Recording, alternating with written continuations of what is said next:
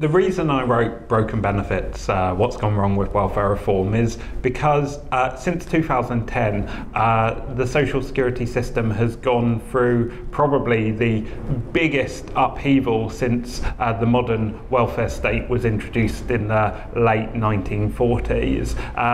The combination of big reforms to disability benefits such as personal independence payment and of course the introduction of universal credit, a massive reform that brings together a number of different benefits, combined with huge austerity measures that cut benefits both in the old system and in the new ones, means that I think for a lot of people there's a lot of confusion about what's happened, and I wanted to kind of correct some myths, work my way through some of the complexities of the system, and get to the real truth about what's happened with welfare reform and why it feels like it's all gone so wrong. The main problems with universal credit, I think, fall into two broad categories. One is the administration, the way it's working for claimants in terms of the complexity of making claims and the difficulty in actually getting payments made to people. And the second is the amount of benefit that's received. So some groups being very heavily affected by kind of reductions in support. So on the first, there's obviously a massive problem with the waiting periods for an initial payment. Is at the moment 6 weeks. Recent changes make it bring it down to 5 weeks, but that's still a very long time for people to be waiting to get their first payment, often with nothing to live on in the interim. And the solution of providing kind of an advance payment, effectively a loan of your benefit entitlement in advance, just means that people get into debt right from the start of their claim, which is no solution really at all. And there are other problems with the administration of the system as well. So, for example, if people claim at the wrong time, they can be waiting even longer for their first payment of benefit, because if they lose their job, they make a claim and then they are paid their final payment from their employer of their earnings, then that final payment from their employer can fall within their first, what's known as an assessment period for their universal credit entitlement, meaning that they don't get any universal credit at the end of that first month either. So they could be waiting rather than 5 weeks, waiting 9 weeks for their first payment of universal credit, just because they made their claim at the wrong time, as it were. So there are big problems with the administration of the system, but there are problems with the amount of support that's being provided as well. So some groups being particularly heavily affected. So for example, disabled people, particularly single disabled people without a carer, are losing an entitlement currently known as the severe disability premium, which is worth around £3,000 a year and is intended to help severely disabled people cover the costs of caring for themselves, which would otherwise be provided by a carer or a partner. And I'm really worried that some of this group of claimants are amongst the most disadvantaged and often some of the most socially isolated as well, and are seeing some of their support fall the very most. But also support being reduced for certain groups of older people. So for example, rules within universal credit mean that if you've got a couple with one partner over state pension age and the other under state pension age, for the purposes of universal credit, effectively they're both treated as under state pension age, which could massively affect their entitlement. In some cases, pensioner couples or old couples who are older people could lose as much as £10,000 a year because they're treated as working age rather than treated as pensioners. Well, one real problem with universal credit is the impact that it has on many single-parent families, and single-parent families are clearly disproportionately women who are single parents. And for example, one big problem with universal credit is that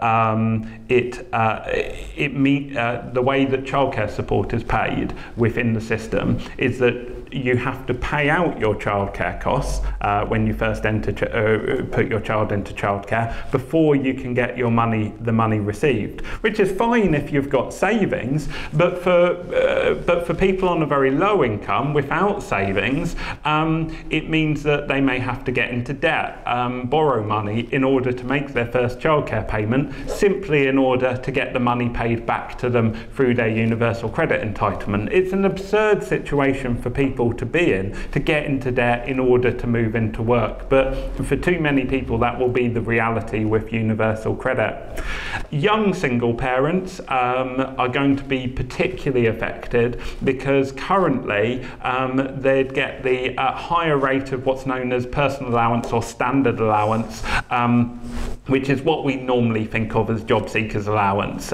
So they'd normally receive the £73 rate if they're a young single parent, rather than the lower young person's rate of around £57-58. Under universal credit, that distinction's taken away. So young single parents get the young person's rate of support rather than the older person's rate of support. They lose around £15 a week from the off, simply because they're a young single parent. And measures such as those are disproportionately going to affect women. Some of the recent budget changes to universal credit are unquestionably helpful, reducing the waiting period from the absurd 6 weeks that people have to wait to get, or may have to wait to get their first payment, down to 5, will help to some degree. But that's still an astonishingly long time to be waiting to get your first payment of benefit, particularly if you've been on a low income and have a limited amount of savings. And the solution to in the interim is the idea that people should get a kind of temporary a payment in advance, so effectively a loan against their benefit entitlement that they'll have to pay back through the course of the rest of the year. Now, it just seems wrong to me to expect people on a low income claiming benefit for the first time to be getting into debt effectively straight from the off. It should be simple. It should be that people don't have to wait more than, well, certainly no more than 2 weeks before they can get their first payment of universal credit, so that they don't have to wait forever in order to get some support. And then after that, they shouldn't have to be waiting a month for each additional payment if they don't want to. Some people prefer and find more usual to them to budget on a weekly or fortnightly basis, and those should be options that are just automatically open to people if that's what suits them. But of course, the changes don't solve by any means some of the core structural problems with universal credit. It doesn't one bit help people who are going to be left much worse off as a result of being a disabled person in receipt of universal credit. It doesn't one bit help people who are going to get into debt on their childcare costs as a result of having to pay out before the money's paid back. And of course, it also doesn't solve any of the problems that are just being copied over into universal credit from the current benefit system, such as the benefits freeze, including freezes on support with local housing allowance, or effectively housing support for people who are renting in the private rental sector. All of these problems need to be solved, not just the small tinkering around the edges that we see, welcome as it is, that we saw in the budget. It looks like the impact of universal credit on child poverty is not going to be a good one. In the early days, back in 2011-2012, as I recall, when asked the question how many children was universal credit going to lift out of poverty, the government used to give an answer. I think they don't give an answer anymore because it's not looking so great. Some of the cuts that have been made to universal credit since the first scheme was designed, such as reductions in the work allowances, so the amount that people can earn before they start to lose their benefit, have been, significantly reduced, and changes like that have obviously meant that the system is much less adept at addressing child poverty.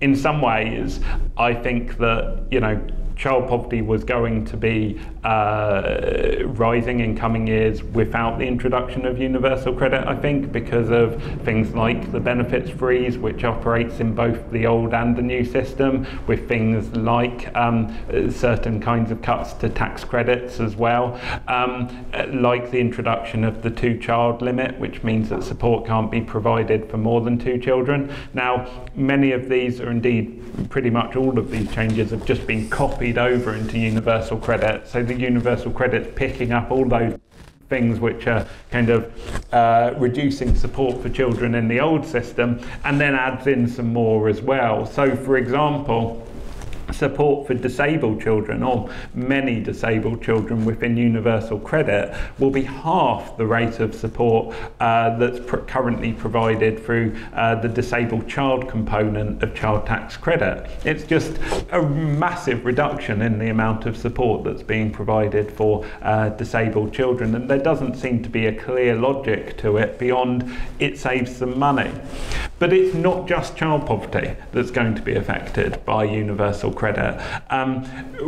Whilst in many cases, actually, older people have benefited from certain parts of welfare reform, such as the triple lock on the state pension, actually many lower income older people have been left pretty poorly treated by the process of welfare reform, both by this and by past governments. So, for example, the increase in the age of entitlement to pension credit, going up from 60 to 66 by the end of the decade, is going to leave a lot of older people on a low income having to wait a lot longer for receipt of benefit. And similarly, the treatment of mixed age couples under universal credit, so that if you've got a couple where one partner's over state pension age and the other under, being treated as being of working age, is again going to massively cut support for lower income older people. So yes, of course, we've got to think about the impact on child poverty, but actually there are some really pernicious impacts from universal credit, or some aspects of universal credit, on some other groups as well. As it was originally designed, I think that universal credit was well-intentioned as genuinely trying to provide extra support for people to move back into work, and to ensure that for each extra pound that they made, they kept more of their entitlement. There were rightly problems with the old system, which meant that in some cases people would lose up to 96p on each extra pound that they earned, and that just can't be right. Effectively, people working for nothing. And universal credit was designed in order to address that. But actually, a lot of problems that have been introduced since its introduction have severely undermined its ability to make work pay. Reductions in work allowances, which ensure that people are able to keep a decent amount of their earnings before it starts to affect their benefit entitlement. The payment of childcare costs in arrears of having actually made the payment out, which could push people trying to move into work for the first time into debt just in order to be able to pay for their childcare. And recently, the decision to introduce a earnings threshold for the receipt of free school meals of around £7,500 a year of earnings, which means that if people earn more than that amount, they lose their free school meals. Now, firstly, that seems like a really low threshold to be setting that entitlement at. But most importantly, for the purposes of making work pay in universal credit, it means that if somebody earns just a bit over that threshold, suddenly they lose all their free school meals, which could be worth a lot of money. I mean, we're talking about, for a family with 3 children, maybe £1,200, £1,300 worth of meals each year, they're suddenly losing all of that entitlement, even though maybe they've only earned a little more, which means that they're left worse off on account of a pay rise, worse off on account of taking on a few more hours of work. And because the rate at which people see their benefits reduce as they earn more is so high, even within universal credit, people could be faced with having to earn maybe triple the amount of the value of their free school meals before they earn back what they have lost. Effectively, this means that some families with an income of £7,500 who see an increase in their earnings will be worse off until their earnings reach as much as £11,000. That whole area between £7,500 and £11,000 a year of earnings just written off, just a black hole. And that can't be right. That just can't be right in a system which is trying to make sure that people will keep more of their earnings on every additional pound that they earn and every hour that they work. One of the biggest problems with the in-work support provided through universal credit is in-work support for disabled people. Currently, crucial support is provided through the disabled worker element of working tax credit. It enables disabled people to move into work and get the additional support that they need in order to make sure that they're able to cover the additional costs that they face when working with a disability. Under universal credit, it was originally intended that support for disabled people in work, in employment, was going to be replaced. It's going to be replaced in two ways. One, by having a enhanced level of work allowance, so they'll be able to keep more of their earnings when they move into work.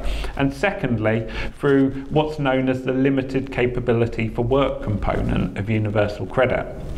Now, on the second, the limited capability for work component of universal credit is the correlate. It's the same thing effectively as the work-related activity component for ESA.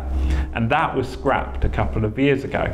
Now, one of the things that perhaps didn't get discussed that much at the time is under ESA, of course, that only affects disabled people not in work or working very small numbers of hours. Under universal credit, it also affects disabled people in work because they would keep that support as they moved into the labour market. So scrapping that removed half of the support that is provided to disabled people in work. Work allowances, it was decided to provide a work allowance for disabled people and a work allowance for parents, but they wouldn't be allowed to add them together. So you can get one or the other, not both. And that effectively means that disabled parents don't get any additional work allowance on account of their disability.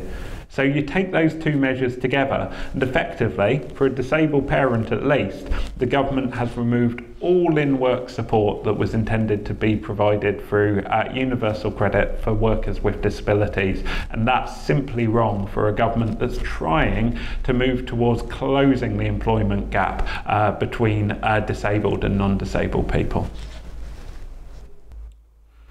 There are so many things that need to be done in order to make universal credit the system that it should be. But if I had to pick three priorities, I would say, firstly, sorting out about the problem of mixed age couples, the situation where if you've got two partners, one over state pension age and the other under state pension age, they're treated as being working age rather than of pension age. It means that for many on a low income, they're going to see their retirement delayed by many years, and that is just simply wrong. Secondly, sorting out the problem of free school meals. This earnings threshold in free school meals, which means that people will end up paying for a pay rise, paying on for taking on extra hours or earning a bit more money. It undermines the core principle of universal credit and needs to be sorted. And it can be sorted very easily by providing free school meals to anyone on universal credit. In fact, that's what the government had done up to now. For for a transitional period, they said that they would provide free school meals for anyone on universal credit. They're only changing it now, this late in the day.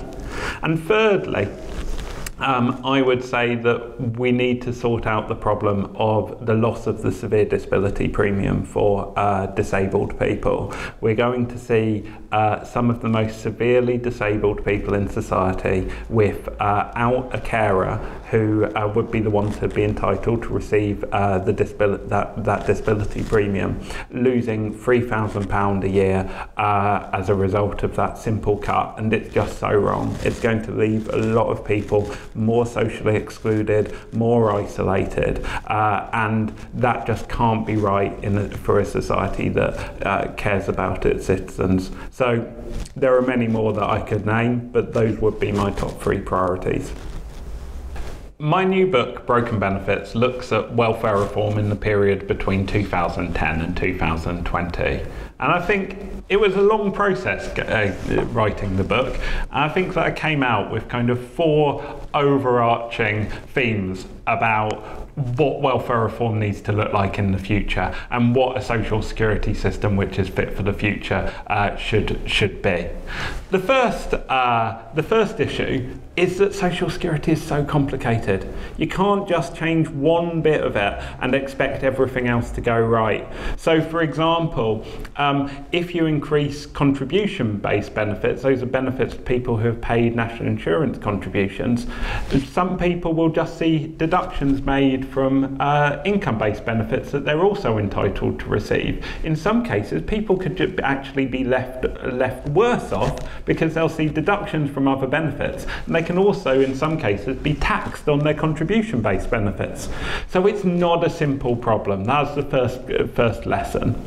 The second lesson is that we've heard a lot about intergenerational divisions in social security, that pensioners are being made better off as a result of the triple lock, whilst a lot of the reforms are falling on families with children. And there is some truth to that, but actually it's more fundamentally a problem of a divide between wealthier households and poorer households. Some lower income pensioners are being hit the very worst by some welfare reforms that have been introduced recently.